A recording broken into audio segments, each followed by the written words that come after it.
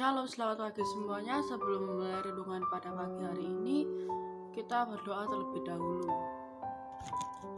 Ya Tuhan kami, Yesus Kristus, di pagi yang baru ini kami datang di hadapan-Mu dengan hati yang terbuka dan penuh syukur.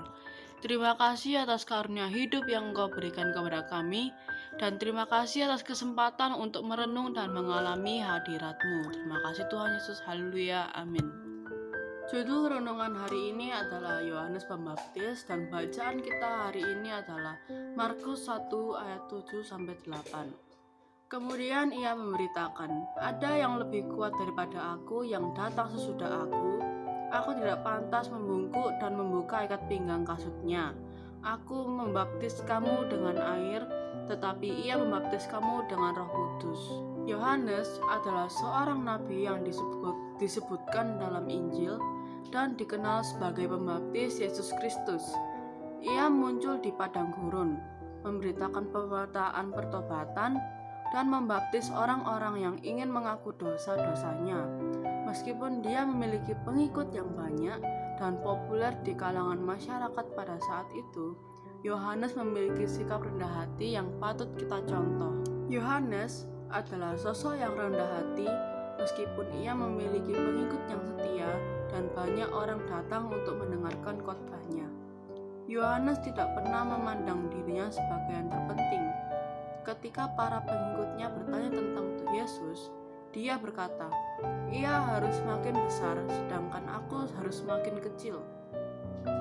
Dia menyadari bahwa misinya adalah untuk mempersiapkan jalan bagi Mesias, dan dia dengan rendah hati menerima peran yang diberikan kepadanya. Yohanes adalah sosok yang sederhana. Ia hidup di padang gurun, mengenakan pakaian yang sederhana dari bulu unta, dan makanannya terbatas pada belalang dan madu liar. Dia tidak tertarik pada kemewahan atau kekayaan dunia ini. Yohanes mengajarkan kita bahwa kehidupan yang bermakna tidak selalu terletak pada kekayaan materi, tetapi pada relasi yang benar dengan Tuhan dan sesama. Yohanes adalah sosok yang berani.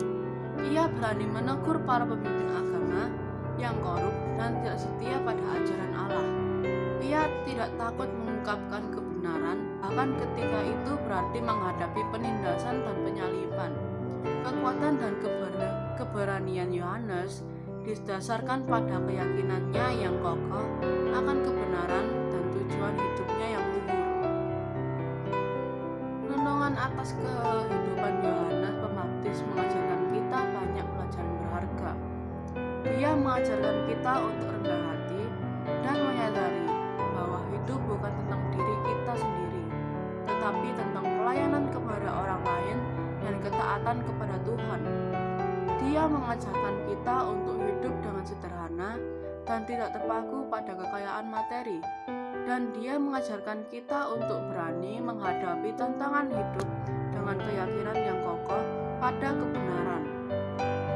Yohanes Pembaptis memberi kita teladan yang sempurna akan kerendahan hati yang sejati, karena dia senantiasa patuh terhadap orang yang harus diikuti juru selamat umat manusia.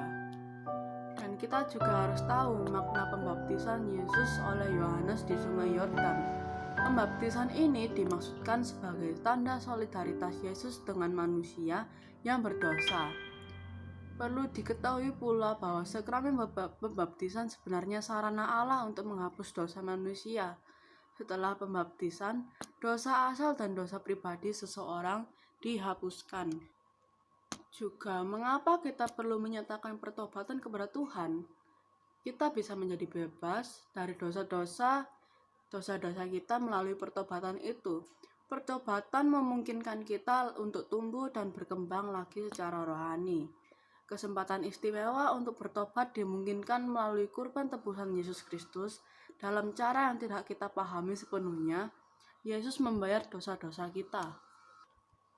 Mari kita renungkan tentang bagaimana kita dapat mengadopsi sikap rendah hati, sederhana, dan berani dalam kehidupan kita sehari-hari.